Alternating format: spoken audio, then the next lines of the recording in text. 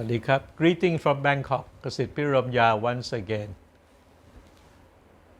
At the beginning of the second week of March 2025, and this time I will make a few comments on the perception, outlook, and behavior of the European leaders,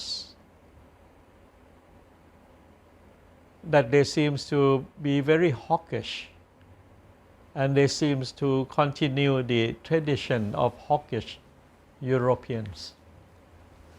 What urges me or instigates me to look at the Europeans' leadership in quite a negative way was the fact that the United States and Russia are now coming together to end the Ukraine-Russia war.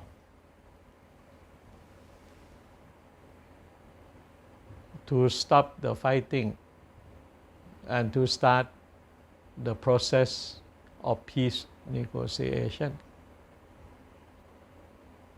But somehow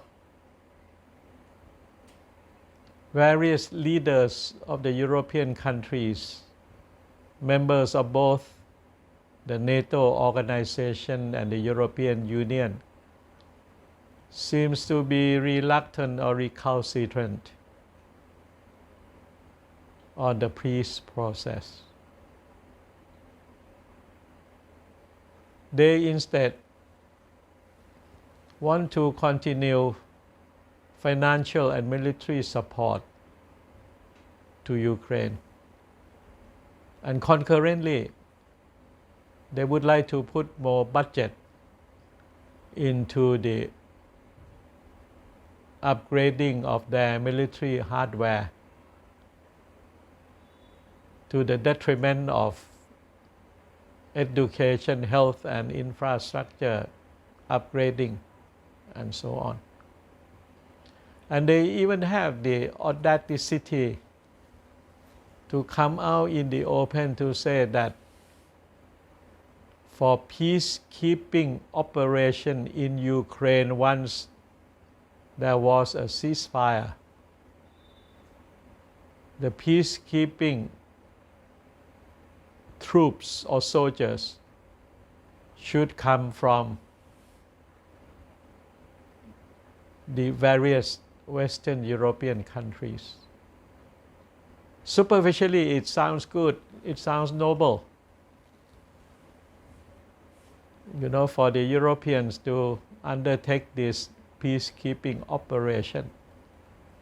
But to look a bit deeper into the whole matter, it will mean that there will be European troops from Germany, Poland, United Kingdom, and France in particular, walking on the soils of Ukraine next to the defenses of the Russian Federation.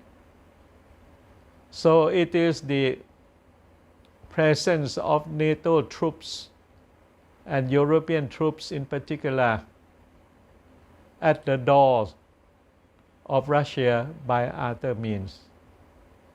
That is a threat and a challenge to the Russian Federation. And definitely it will not be acceptable to the Russian side. Neither President Trump of the United States would like to see that happen, because it would be more the perpetuation of confrontation and perpetual conflict or not. So I think this move by the European leaders, especially from France and United Kingdom, do not bode well for the end of the war in Ukraine and for the peace negotiation to start taking place. And in a more medium term and longer term, this hawkish posturing of the European leaders, it also means that the European side do not want to live in partnership with the Russian Federation. That should have been a long time ago, since the end of the Cold War. A system of European partnership and cooperation and peaceful coexistence. But that has turned otherwise. There were wars in the former Yugoslav country. European forces with the American support attacked Serbia. The first European-wide war after the Second World War. And now we have the second European-wide conflict in Ukraine. So we cannot allow these hawkish natures to continue among the thinking or the DNA of the European leaders. We, world citizens, have to work together to tell the European leaders to change from being a hawk to a dove and really work for peace and come out with intelligence, intellectual capacity to speak with the Russian side. They are all on the same continent, and hundreds of years of wars have been enough. It's about time that the whole of Europe start again on a peaceful basis. Thank you very much. ขอบคุณมากครับ